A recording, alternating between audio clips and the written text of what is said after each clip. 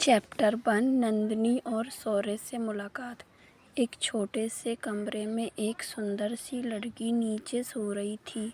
उसके ओढ़े हुए चादर फटे हुए थे। उसके पहने हुए वस्त्र भी पुराने थे, जिससे देखते ही लग रहा था 4-5 साल पुराने कपड़े होंगे। सोते ही वो थर-थर काँप रही थी, पर अचानक ही वो चौंक कर उठ जाती है, क्योंकि एक महिला जो करीब 35 से 40 साल की होंगी, वो उसके ऊपर भरी बाल्टी पानी की उड़ेल देती हैं, जिससे वो चौंक कर बैठ जाती है। तभी वो महिला उस लड़की को ताना मारते हुए बोलती है, करमजली, इतने देर कैसे सो सकती है तू? घर का काम क्या तेरा बाप और माँ करेंगे? जल्दी उठ और जा खाना बना, मेरी लता का कॉलेज का टाइम हो जाएगा। फिर वहाँ से उसे नफ़रत की निगाह से देखते हुए उस छोटे से कमरे से चली जाती है। वो लड़की जैसे तैसे करके उठती है, फिर अपनी ड्रेस चेंज कर वह घर का काम करने चली जाती है, क्योंकि उस महिला के पानी पकाने पर वो पूरी तरह भीग चुकी थी, तो उसे दोबारा नहाने की इच्छा नहीं होती। वैसे भी उसके पास टाइम कम ही था और काम ज़्यादा। अगर वो वक्त पर नहीं करती तो उसे जो 2 वक्त का खाना मिलता वो भी नसीब नहीं होता। इसलिए वो जैसे तैसे करके उठती है और ड्रेस चेंज करके रूम से बाहर निकल जाती है। चलिए मैं आप सबको इस लड़की के बारे में बता देती हूँ। यह है हमारी कहानी की हीरोइन नंदिनी, जिसकी रंग गोरा, दिखने में किसी परी की तरह, उम्र 22, बिल्कुल नेचुरल ब्यूटी, जिस पे कोई भी एक नज़र में ही पसंद कर ले। पर इस सौतेली की माँ इसकी इसी खूबसूरत शरीर से घृणा करती थी। ये सभी के फेस पर स्माइल ले आती। नंदिनी को उसके दोस्त प्यार से नंदू बुलाते थे। नंदिनी जब 5 साल की थी तो उसकी माँ का एक एक्सीडेंट के दौरान इस लोक से छोड़ के जा चुकी थी। नंदिनी को माँ की कमी महसूस नहीं होने के लिए रवि जी नंदिनी की माँ सरला की छोटी बहन रजनी जी से शादी कर लेते हैं। पहले तो रजनी नंदिनी को अपने बच्चों की तरह पालती थी, पर जैसे उसकी बेटी ने जन्म लिया, धीरे धीरे उसका बिहेवियर नंदिनी के प्रति चेंज होता गया। वो नंदिनी को घर का सारा काम कराती, काम न करने पर उसे मारती थी। पर इसके बारे में उसके पिता रवि जी को कुछ मालूम ही नहीं रहता था। वो हमेशा कारोबार के सिलसिलों में बाहर ही आया जाया करते थे। उनके सामने तो रजनी जी नंदिनी से प्यार से बात करती थी, पर उनके पीठ पीछे उनकी फूल सी बेटी को बहुत तकलीफ देती थी। एक ऐसे ही दिन बीत रहे थे। नंदिनी की उम्र 18 होते ही उसके बाबा भी उससे हमेशा के लिए छोड़कर चले गए। रवि जी जिस गोदाम के मालिक थे, वहाँ पर आग लग जाती है। वो लोगों को बचाते बचाते ही अपनी जान खो बैठते हैं। वो जब तक जिंदा थे तब तक नंदिनी को खूब पढ़ाया लिखाया, जिससे नंदिनी 12वीं क्लास तक पढ़ाई कर चुकी थी। वो आगे भी पढ़ना चाहती थी, पर उसके बाबा के मृत्यु के बाद उसकी सौतेली माँ रजनी उसकी पढ़ाई से ये कहकर बंद करवा दी कि घर में पैसे नहीं है और कमाने वाला भी कोई नहीं है, तो वो कोई काम ढूंढ ले जिससे उसकी अपनी बेटी लता अच्छे से पढ़ाई कर सके। नंदिनी की हिम्मत नहीं थी कि वो अपनी सौतेली माँ के खिलाफ जा सके, इसलिए वो अपनी पढ़ाई बंद कर बच्चों को सुबह शाम डांस सिखाती। रजनी ये एक ही बहुत ही लालची किस्म की औरत है, पैसे के लिए कुछ भी कर सकते हैं। लता ये नंदिनी की सौतेली बहन, रंग थोड़ा सांवला, इसलिए नंदिनी की खूबसूरती से काफ़ी जलती है। इसलिए ये अपने माँ के साथ मिलकर नंदिनी के ऊपर खूब सारा टॉर्चर करती है। नंदिनी जैसे तैसे उठकर घर का काम करने के लिए जाती है। ऐसे ही काम करने के बाद वो लता को उठाने जाती है। नंदिनी लता को बोलती है, लता उठ जाओ, तुम्हारा कॉलेज का टाइम हो गया। तो लता गुस्से से उठ जाती है और नंदिनी को घूर कर देखने लगती है।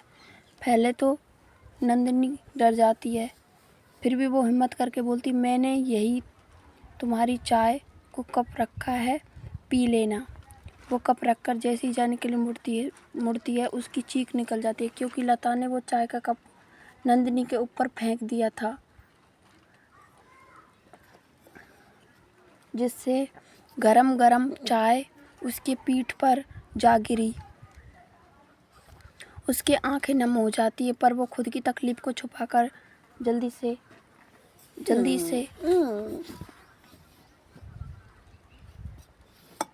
से रूम से भाग जाती है। उसके बाद ठंडे पानी से नहा लेती है, जिससे उसे थोड़ा आराम मिलता है। फिर तैयार होकर डांस सिखाने के लिए मंदिर के पास वाली गार्डन में चली जाती है। नंदिनी जैसे ही वहाँ पहुँचती है, सभी बच्चे आके उसे घेर लेते और बोलते, दीदी आज आप लेट कैसे हो गए?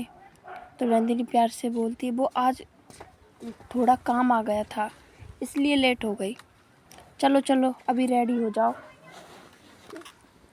आज से डांस कंपटीशन के लिए आप सबको डांस प्रैक्टिस शुरू करना है। तो सभी बच्चे हाँ में सर हिलाते हैं। दरअसल इंडिपेंडेंस डे के लिए राजस्थान में एक डांस कंपटीशन हो रही थी, जिसमें नंदिनी के काम करने वाली डांस एकेडमी भी शामिल होने वाली थी। तो नंदिनी सभी बच्चों को डांस सिखाएगी, ये बात उनकी एकेडमी के मैनेजर बोलता है। नंदिनी एक एक करके सॉन्ग के लिरिक्स के साथ डांस स्टेप सिखाती है। सभी बच्चे बड़े प्यार से डांस सीख रहे थे। 1 घंटे के बाद उनकी क्लास का वक्त ख़त्म होता है, तो नंदिनी उन्हें बाय बोलकर मंदिर में चली जाती है और दर्शन करके घर के लिए पैदल ही निकल पड़ती है।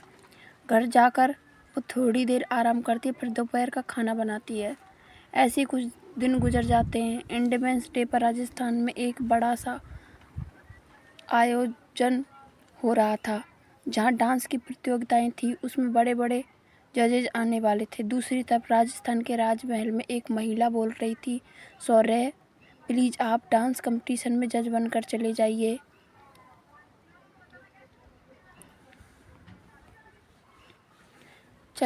ने वो आपके दादा साहब के द्वारा आयोजित किया जाता था हर साल, उसमें हम लोग जाते थे, पर इस बार हमारी इच्छा है कि आप भी हमारे साथ चलें मेन जज बनकर। तो सौर्य बोलता है, नहीं दादी जी प्लीज़ मुझे फोर्स मत कीजिए, आप जानते हैं ना मैं कहीं भी जाने के लायक नहीं हूँ, फिर भी आप मेरे साथ ज़बरदस्ती कर रहे हैं। तो सौर्य दादी कुछ कहती उससे पहले ही सौर्य बोलता है, प्लीज़ दादी मैं नहीं जा पाऊँगा, मेरा ऑनलाइन मीटिंग भी है। तो दादी फिर कुछ नहीं कहती और वहाँ से चले जाते। तो चलिए जानते हैं हमारे हीरो के बारे में। सौर्य 29 साल 5 फुट 10 इंच लंबा एक नौजवान है, पर एक्सीडेंट के कारण उसके पैर पैरालाइज हो जाते हैं। उसके देखते ही कई लड़कियां उस पर मर मिटने को तैयार थे, पर वो किसी भी लड़की को भाव नहीं देता था। उसका मानना था कि सब लड़कियां सिर्फ मन बहलाने की चीज़ हैं, वो सिर्फ पैसों से मतलब रखती हैं, और ये सब धारणा उसका पास्ट की वजह से था। सौर्य का अतीत क्या है आप सबको बाद में पता चलेगा, इसलिए वो सभी लड़कियों से नफरत करता है। यशवंत सौर्य के पापा, उर्मिला सौर्य की माँ, अंजलि सौर्य की दादी। स्वभाव से उर्मिला जी और अंजलि दोनों ही शांत शिष्ट थीं।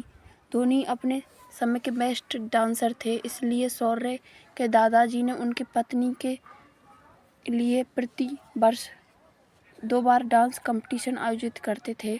उनकी मृत्यु के बाद भी ये कंपटीशन सौर्य के पिता यशवंत जी आयोजित करते आ रहे थे। बाकी के कैरेक्टर के बारे में आपको धीरे धीरे पता चल जाएगा।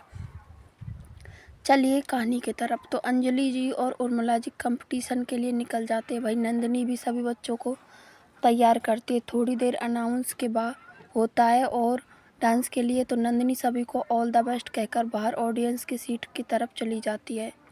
वहाँ बैठकर सभी बच्चों को डांस देख रही थी। देखते ही देखते ग्रुप के 5 डांस करने के बाद नंदिनी के ग्रुप वाली बच्ची डांस के लिए आती हैं। वो सब माँ तुझे सलाम सॉन्ग पर डांस करते हैं ऐसे ही, और 5 ग्रुप के डांस के बाद प्रोग्राम ख़त्म होता है। तभी होस्ट आकर बोलता है 1 घंटे बाद आप सबको रिजल्ट पता चल जाएगा। तो सभी बाहर चले जाते हैं। भाई नंदिनी के बच्चों के पास जाती है तो सभी बच्चों के फेस पर घबराहट दिख रही थी। तो नंदिनी बोलती, घबराओ नहीं, तुम सब ने बहुत अच्छा डांस किया, चलो कुछ खा लेते हैं, रिजल्ट निकलने में भी टाइम है। फिर नंदिनी सभी बच्चों के साथ चली जाती है बाहर खाने के लिए। वो लोग अंदर आते हैं कि नंदिनी जो देखती है वह दौड़कर उसकी तरफ भागती है। तो आप सबको क्या लगता है, ऐसा क्या देखा नंदिनी ने जो दौड़कर भागते हैं? आपको हमारी कहानी पसंद आए तो चैनल को लाइक, शेयर एंड सब्सक्राइब ज़रूर करें। अगला पार्ट अगले भाग में।